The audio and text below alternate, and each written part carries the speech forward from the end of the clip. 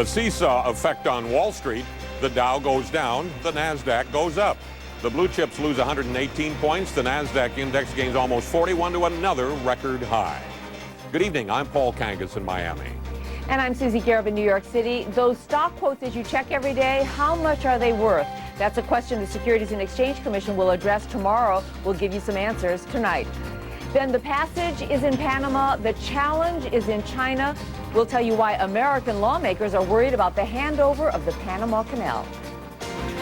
Nightly Business Report is brought to you by Compaq, makers of compact non-stop e-business solutions for companies who know that the online world never stops, so their information systems can't stop either.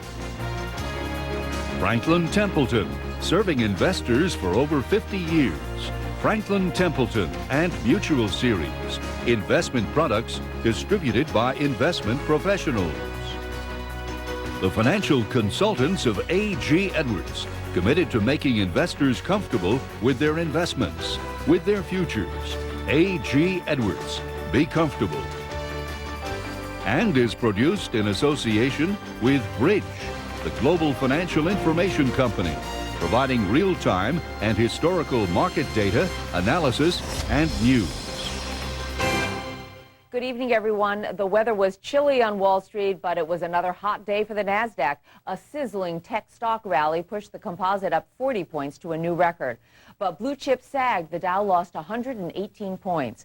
Meanwhile, there's another hot topic facing Wall Street: stock quotes. Who should pay for them and how much? It's an issue the Securities and Exchange Commission will look at tomorrow. Darren Gersh explains. To investors, this is a place to buy and sell shares. To the New York Stock Exchange, this is a giant factory. Its main product, stock prices. Last year, investors paid the exchange $112 million to find out where their shares were trading at any given moment. Without that revenue line, the stock exchange would not be able to make the essential kinds of investments in systems and technology that are needed literally to run this marketplace. But who pays for stock quotes and how much they pay pits online brokers against the nation's stock exchanges. Last year, Charles Schwab paid $19 million to provide its customers with real-time stock quotes. Schwab is pushing the SEC to roll back what the exchanges charge, called market data fees. We think stock quotes should be free. It's public information. When a transaction occurs, that's information that should be reported free to the public on an instantaneous basis. NASDAQ officials say charging for stock quotes helps support market regulation, which in turn ensures the integrity of market data. The nation's exchanges also argue individual investors now enjoy easy access to free stock quotes. In excess of 100 million people have access to free data via the internet, 80 million over the public airwaves, and another 6 or 7 million free via telephones, televisions, and PCs. But online brokers say technology has brought down the cost of collecting market data. And they say the exchanges have failed to justify the fees they charge. And now that NASDAQ and the New York Stock Exchange plan to become for-profit corporations, competitors say the system should be opened up. Maybe we'll get into the stock quote business too. Maybe Reuters will, maybe other companies will, and there'll be competition for that information. And my guess is that price will come down substantially. Market data brings in 15% of annual stock exchange revenue. In its report tomorrow, analysts do not expect the SEC to recommend radical changes that might jeopardize the economics of the nation's stock markets. Darren Gersh, Nightly Business Report, Washington. It was a mixed opening for stocks on Wall Street this morning, with the Dow Industrial Average at the outset of trading recouping 24 points of yesterday's 61-point loss, while the NASDAQ index jumped 30 points into new high ground. But market breadth was about 7-4 negative overall. Some of the early buying was prompted by the report that third quarter U.S. worker productivity was revised upward from 4.2 to 4.9%, the best level in 7 years. But it wasn't long before many traders decided that had been factored into the market's recent surge, so they figured it might be a good idea to do some selling on the good news, and sure enough, by noontime, the industrial average fell to a loss of nearly 108 points. Even the NASDAQ index posted a 7-point deficit. But then renewed strength in the NASDAQ market helped the blue chips cut the Dow's loss to about 80 points in mid-afternoon. And even though the NASDAQ continued into new high ground, sellers took aim on the blue chips late in the session, sending the Dow Industrial Average to a closing loss of 118.36 points at 11,106.65. In today's 147-point trading range, the Dow settled at its worst level of the day. The NASDAQ Composite continues to defy gravity, up another 40.91 points at a record 3586.92. In its 57-point trading range, the composite settled just 2 points below its very best level of the day. Big board volume, just over 1 billion shares, up nicely from yesterday, but a 7-to-3 ratio of down volume over up volume, rather bearish. The Dow Transport Index down 19 1/3. Utilities fell almost 5.5, and the closing tick decidedly bearish at minus 494. Standard & Poor's 500 off over 14, a loss of 6 2/3 in the 100, and mid-cap 400 falling just over 3, and a small fractional loss in the Bridge Futures Price Index. New York Stock Exchange Composite off over 6.5, 2 2/3 point drop on the value line, and the Russell 2000 small cap down just a small fraction. Wilshire 5000 off 57 2/3 points.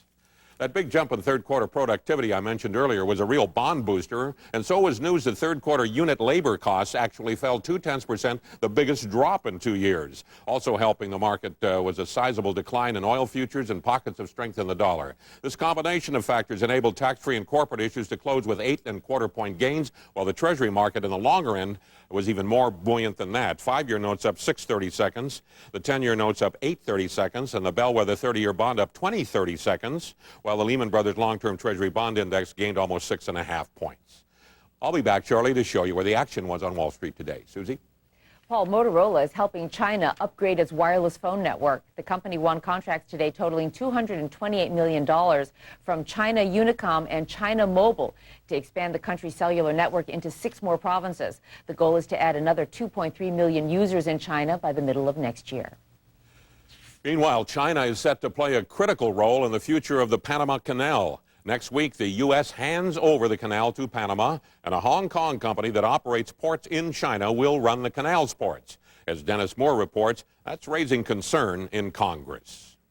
We built it, we ran it. 2/3 of the ships passing through it are going to or from U.S. ports. No question, the Panama Canal is crucial to American commerce. But the way some conservatives in Congress see it, we might as well be handing it over to the government of China. If we do nothing, Mr. Chairman, within a decade, the communist Chinese regime, a regime that hates democracy and sees America as its primary enemy, will dominate the tiny country of Panama and will control the Panama Canal. All this because the contract for port operations at either end of the canal has been given, under a questionable bidding process, to Hutchison Whampoa Limited of Hong Kong. HWL has roots in Hong Kong going back to the 19th century trading companies which dominated the colony's economy. It's a publicly traded stock on the London Exchange, and while it has extensive operations in Hong Kong and mainland China, HWL also operates ports around the world. Officially, the U.S. government says there's no national security or economic risk, and most private analysts agree. I think we need not worry about the Chinese mainland taking over the Panama Canal or being very concerned about that. There are some very legitimate concerns that the United States should focus on. Such as how a relatively poor country with managerial talent in limited supply can manage the maintenance and much-needed modernization of the canal and the redevelopment of the canal zone. Let's see what this government is going to do. Is it transparent? Is it a level playing field for American investors compared to other investors? The Panama Canal will remain for some time the most efficient way to ship bulk cargo, such as cars, from Asia to the U.S. East Coast and Europe. And there's bound to be a growing Asian and Chinese presence. A small country like Panama, the type of investment we're talking about and the geopolitical fallout from such an investment is certainly something to worry about. Worry, maybe. Wait and see, yes. Panic, no. Dennis Moore, Nightly Business Report, Washington.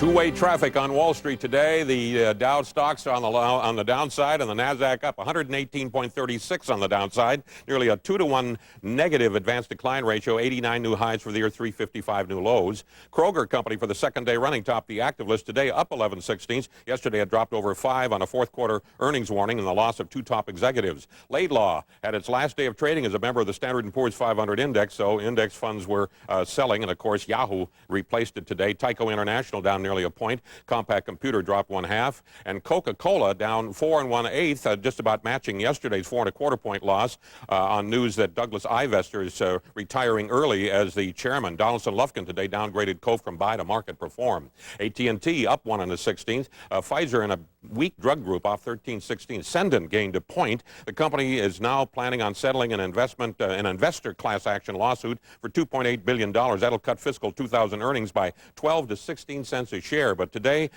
Standard & Poor's repeated an accumulate rating. America Online was down 1 5/16. U.S. Bancorp down 7/8 after tumbling 10 points yesterday on a fourth quarter earnings warning. AutoZone up 1 3/4. First quarter earnings higher, 40 versus 34. Prudential upgraded the stock from hold to accumulate. Gateway down 4 3/8. Solomon Smith Barney says fourth quarter revenue growth will be limited by a shortage of Intel chips. General Motors off 3 5/8. Disappointment, no announcement yet about what it might do with its most valuable asset, namely GM Hughes. That stock was as high as 79 yesterday, and late today GM Denine reports that it's taking a 20% equity stake in Fuji Heavy Industry. J.C. Penney down 5/8. The company is slashing its quarterly dividend from 54.5 to 28 3/4 cents. 3M was the biggest point loser in the Dow today. Omnicom Group up 4 13/16. This company is boosting its quarterly dividend from 15 to 17.5 cents. Network Equipment Technologies gained almost 2 points. The company's president met with analysts today, telling them business is stabilizing and the company is moving more into broadband. International Game Technologies Board of Directors approved a tender offer to buy up to 11 million shares at $21 each. Mirage Resorts up a full point. Lehman Brothers upgraded it from neutral to buy. Celestica, news of a 2-for-1 stock split, up 5.5. Spartech down 4 points. Company's in the plastics industry, and it had higher earnings today. Fourth quarter, 39, 2 cents better than the street estimate. And the stock was down, but the company said it's comfortable with 2000 Wall Street earnings estimates of $1.70 a share, and the outlook is positive. Couldn't figure out why the loss. And Manor Care dropped 1 13/16. Company says fourth quarter Wall Street earnings estimates for the company may be too high. Nasdaq trading nearly a 41-point gain. It's the 49th record high of the year so far. Trading volume 195 million shares ahead of yesterday's pace at over 1.5 billion shares. 19 stocks up for every 20 down. Yahoo topped the active list. How's that for a gain? That's a 24% rise, of course, to a record high. And of course, after the close, it became a member of the Standard & Poor's 500 index. And obviously, we saw index buying among other kinds of buying. A 3 1/4 point gain for Cisco. Microsoft down 2 7/16. And Vuzix stumbling 36 1/8 points. An International Trade Commission has ruled that rival Nidec did not infringe on 2 patents for eye laser devices that Vuzix holds. Sun Microsystem down 2 7/16.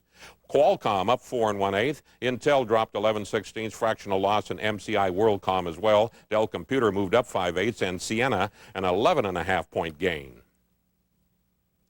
AirNet Communications went public today. It's in the wireless communications business. 5.5 million shares offered at 14, opened at 35. The high of the day, 45, backed off a little. Cygnus up 8 3/4. The FDA, one of its committees, has recommended approval of the company's watch-like device to measure blood sugar through the skin without drawing blood. It's called a GlucoWatch. And Summit Technology down 6 5/16. That's in sympathy with Vuzix because this company, Vuzix, has a patent infringement suit against the Japanese firm Nidec. American Exchange Index up 0.20. On.com was on2.com, up 7.5 points. Optimism apparently about a licensing pact that it has with Connexent Systems. And Accelera.com up 5 points. Its unit Mirror Image has signed a pact with Microsoft to distribute Windows Media streaming content on its national network. The index shares all on the downside, except, as you might expect, the NASDAQ 100 up 19/64. And that's the Wall Street wrap-up, Susie. Amazing numbers there. Paul, for 92 years, United Parcel Service has been delivering packages all around the country. It might not sound like a high-tech job, but UPS is a world leader in using the digital economy throughout its business. Scott Gervais talked with UPS executive Michael Eskew about how technology has changed things at a recent Business Week conference on the digital economy. With the onset of technology, commerce has become not only movement of goods, it's become the movement of information and the movement of funds. And it's inseparable. Those three things are inseparable. So that when I want a good move, and that's where it all starts, and it's the core of everything, the movement of goods, then I have to place an order. That order, and more of those are coming electronically. Those orders come to a customer, they go all through the customer's processes. They go to accounts receivable to say that he placed this order, he's going to pay for it this way. They go to fulfillment to say he ordered a computer, and that computer needs to be built along these specifications with this much speed and this much memory and a screen that looks like this. So it goes to fulfillment, and then it goes to shipping. And that same order that I placed electronically, that label gets printed because of what I put in electronically. It's all seamless. Is UPS participating in all of the steps of the process? We are participating in all parts of it. Information is when scanning the packages all the way through. We're linking information to goods all the way through. But we're also, with our UPS online products and our website, we've allowed customers to download our functionality into their websites so they can place those orders. We've made alliances with over 100 companies, folks that can help integrate their processes. So when they place that order, it goes into shipping automatically, and shipping is UPS. And in the funds movement, we have our own UPS Capital Corp, which is allowing our customers to find ways to reach new markets that they never could have otherwise reached, and find ways to say, I want to go beyond Chicago to New York and Los Angeles and Hong Kong and London, and I want to be able to deal with folks that I don't know how to collect my funds from. Does that require a whole new outlook, a new philosophy for the company? Well, the basic things are all the same, and we've been here for 92 years to make our customers better. That's common. We've always been a company that could change with the times. We changed a number of times along the way, and this is a change for us. But those things are the same. Now we're doing a few things differently. Some of our strategies are a little different. Servicing the customer, though, is the bedrock, and it's stayed the same.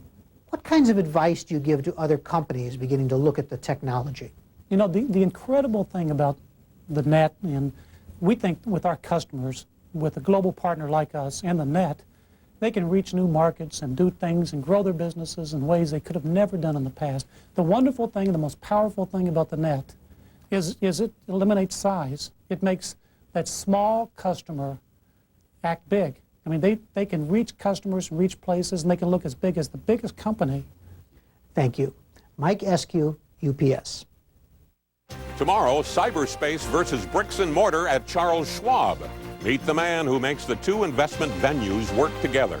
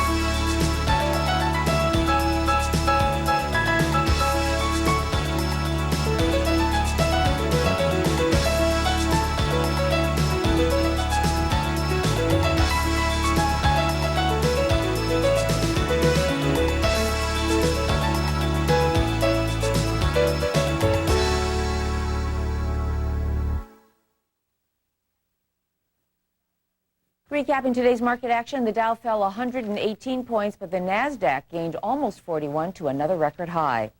And please join us at our worldwide website, NBR.com, or on America Online, keyword NBR. The United States isn't the only country with a generation of baby boomers. Japan has one too, and that nation is now starting to come to grips with the implications of an increasingly elderly population. Lucy Kraft reports from Tokyo. Scientists with Japan's leading cosmetics maker recently announced a breakthrough, a deodorant that covers up the smell of old age. Months of research yielded the discovery that people aged 40 and older produce a unique form of body odor. So this manufacturer has come up with what it says is the antidote for the problem. Public reaction has been surprisingly enthusiastic.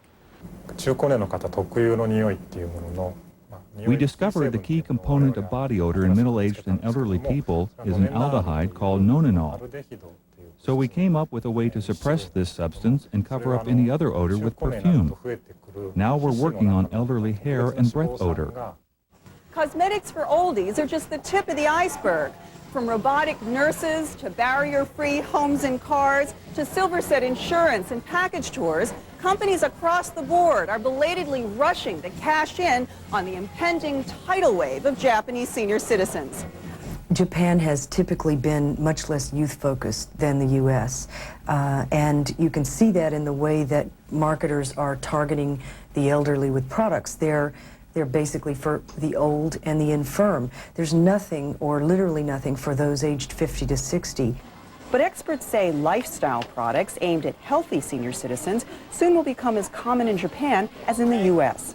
Not only the products for the elderly will expand dramatically, those basic functional products I was talking about, but we'll also see development of more stay-young products that will capture people who are just moving into their retirement years. Traditionally, the elderly in Japan have shared homes with their children.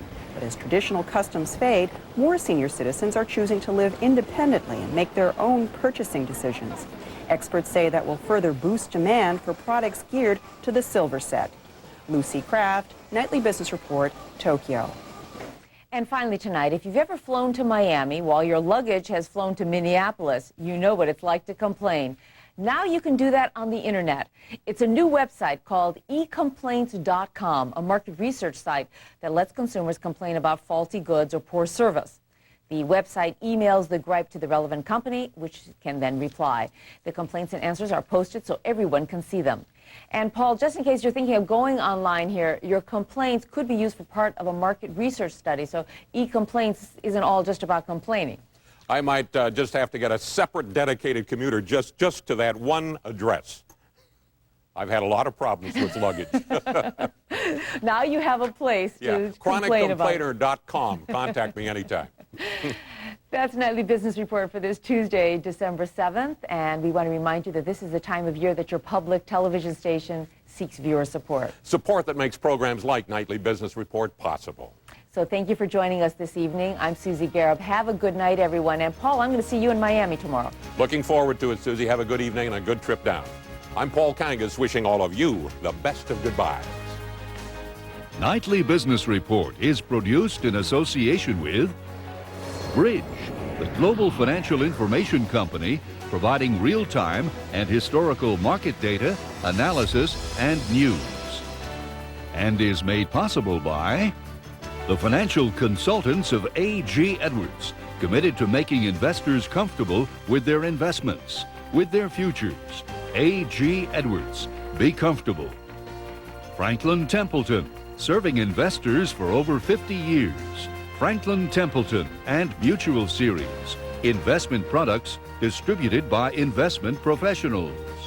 Compaq, makers of compact non-stop e-business solutions for companies who know that the online world never stops, so their information systems can't stop either. And by the financial support of viewers like you.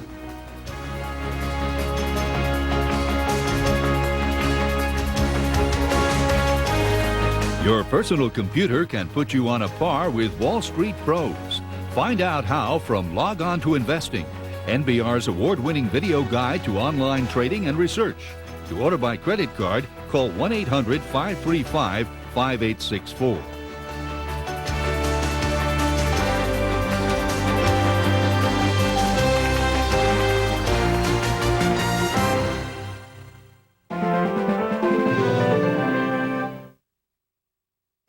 funding for local broadcast of the Nightly Business Report has been provided by viewers like you and by the following.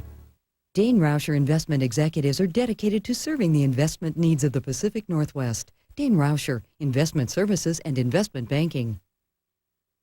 West Coast Bank, offering a full range of financial, trust, and investment services to consumers and small businesses throughout Oregon and Washington. West Coast Bank, where service is our signature. Hi, I'm Kate Peterson from Oregon Public Broadcasting. Would you like to learn how to get a classic black umbrella? How about a great-looking OPB denim shirt? Maybe you're in the mood for a new travel mug or in need of a distinctive gift for a colleague or family member. Stay with us for this brief break and we'll let you know how to get your hands on all those things and more. We're here to offer you an opportunity to join the over 100,000 members of OPB. And to thank you, we're offering those great gifts. Joining is easy. Just call 1-800-551-9911. Hi, I'm Bill Doobie with OPB. Members are responsible for over half our budget, and they have a big part in deciding what they see here at OPB. All it takes to become a member is a call to the number on your screen and a contribution of $35 or more. That's right, and we'd like to get you started off in the right way. Pledge $60 and we'll send you the OPB Premier Pack. The Premier Pack includes a year's subscription to Oregon Focus magazine, OPB's programming guide for both radio and TV, and the Member Club card. This handy card is good for discounts and free admissions all over the OPB viewing area. Finally, we add a comfortable navy blue embroidered OPB t-shirt. It's our way of welcoming you to OPB. OPB memberships make great gifts for friends or business associates. Giving the gift of OPB membership is just as easy as becoming a member yourself. Just call and ask for details. The number is 1-800-551-9911. While you're on the line, sign yourself up as well. If you're already a member of OPB, this might be a good time to check and make sure you're not due for renewal. OPB's members are OPB's true strength. Over half of our budget comes from member support. Our members are so important.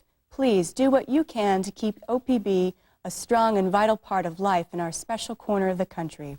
For over 70 years, we've been a voice of reason, and we hope to continue to do so well into the new millennium. But we can't do it without your help. Consider this.